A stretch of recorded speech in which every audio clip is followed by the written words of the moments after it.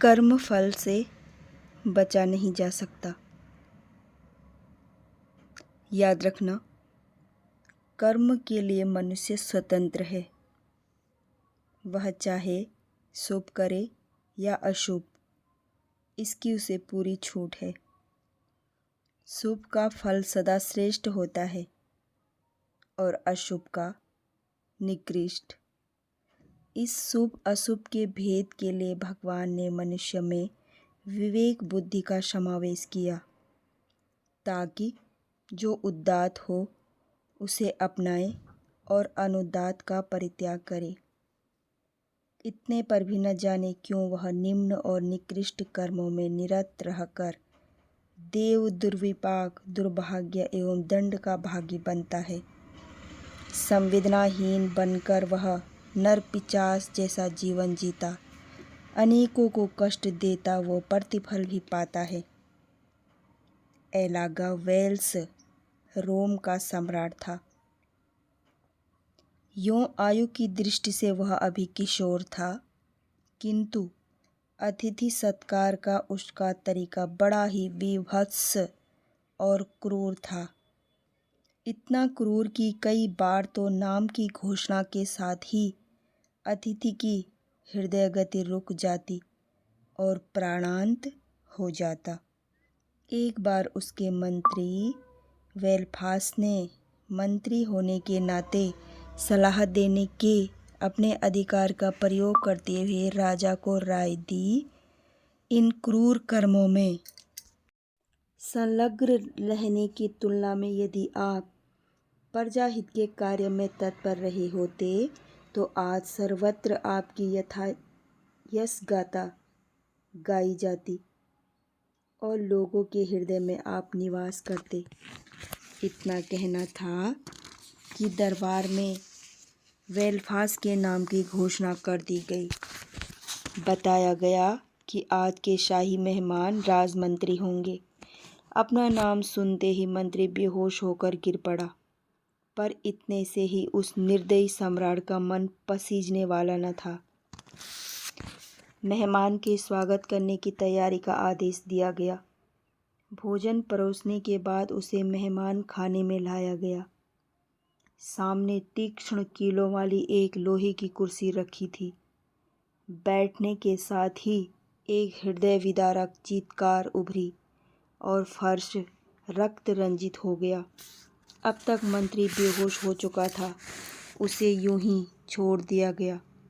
बाद में उसी हालत में उसकी मृत्यु हो गई। यह बात नहीं कि हर अतिथि को स्वादिष्ट व्यंजन ही परोसे जाते। भोजन का स्तर व्यक्ति के स्तर पर निर्भर करता और पराया बदलता रहता। कभी खाने में लोहे की छोटी छोटी कतरन, कांच के टुकड़े सम्मिलित होते, तो कभी थालियों को बिच्छू और सांप के टुकड़ों से सजाया जाता। जो कोई उन्हें खाने से इनकार करता, उसकी सजा दर्दनाक मौत होती। उसे जहरीले सांपों के घरों में बंद कर दिया जाता, जंगली जानवरों के आगे छोड़ा जाता। कई बार उसके हाथ काट लिए जाते और व्यक्ति को जंजीरों से कसकर जलाशय में कमर तक पानी में खड़ा होने का आदेश मिलता। प्रहरी उसकी निगरानी करते। कई दिनों बाद जब भूख से निर्बल होकर पैर शिथिल हो जाते और शरीर का वजन सहन करने में अक्षम हो जाते, तो देह पानी में लुढ़क पड़ती और दंडित छटपटाते हुए सदा के लिए शांत हो जाता। नृशंस नरेश को जब यह तरीके पुराने पड़ते दिखे और विशेष मनोरंजक न रह गए, तो उसने मृत्युदंड का एक दूसरा उपाय निकाला। उसमें एक चिता जलाई जाती। चिता की अग्नि जब अपनी प्रखरता पर होती तो अपराधी को कुछ लोग उठाकर उसमें जिंदा फेंक देते। अभियुक्त जब बचने के लिए उसे बाहर आने का प्रयत्न करता तो अग्नि को चारों ओर से घेरे संतरी अपने बल्लम घोंप कर उसे वहीं गिरा देते। इस प्रकार जल्द ही उसकी मृत्यु हो जाती। राजा को इस क्रीड़ा में असीम आनंद मिलता। यदा कदा राजा स्वयं भी मेहमान बनता और दरबारियों के यहाँ भोजन में सम्मिलित होता।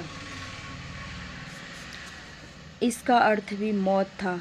देखा जाता कि सम्राट जिस अधिकारी के यहाँ भोजन करता, दूसरे दिन उसके परिवार के किसी सदस्य को वह भी अपने यहाँ बुलाता, उसकी आरती उतारता, स्वागत सत्कार करता, ठीक उसी प्रकार जिस प्रकार स्वयं उसका होता था।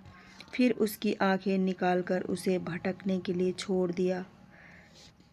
दिया जाता और यह मुनादी पिटवा दी जाती कि कोई उसे भोजन न दे। अंत में भूख प्यास से उसके प्राण निकल जाते।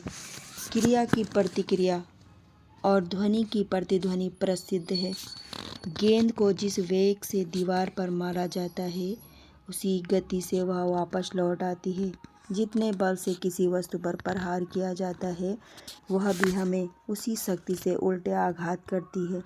यह केवल भौतिक नियम नहीं है, वरन कर्मफल के सूक्ष्म सिद्धांत पर भी समान रूप से लागू होता है। कई बार तो वह इतना प्रबल होता है कि हाथों हाथ उसका परिणाम इसी जीवन में प्रत्यक्ष हो जाता है। इतिहास साक्षी है, जिसने भी अति बरती उसका अंत भी अंततः वैसी ही क्रूरता से हुआ। एलागा वेल्स के मामले में यही हुआ। जब उसने अपनी दादी को निमंत्रित किया तो उसके अंगरक्षकों ने उसकी बड़ी निर्ममतापूर्वक बोटी बोटी काटकर वैसी ही दुर्गति की जैसी कि उसके द्वारा अनेकों की हुई थी। उसके शरीर के टुकड़े टुकड़े कर उसी के समक्ष गिद्धों को खिलाए जाते रहे। वह तब तक देखता रहा जब तक कि बेहोश होकर उसका जीवन समाप्त न हो गया। उसके दुष्कर्मों का फल इसी जीवन में मिल गया। इसलिए कर्म सोच समझकर करना चाहिए, क्योंकि कर्मों का फल भोगना ही पड़ता है, चाहे शुभ कर्म हो या अशुभ कर्म।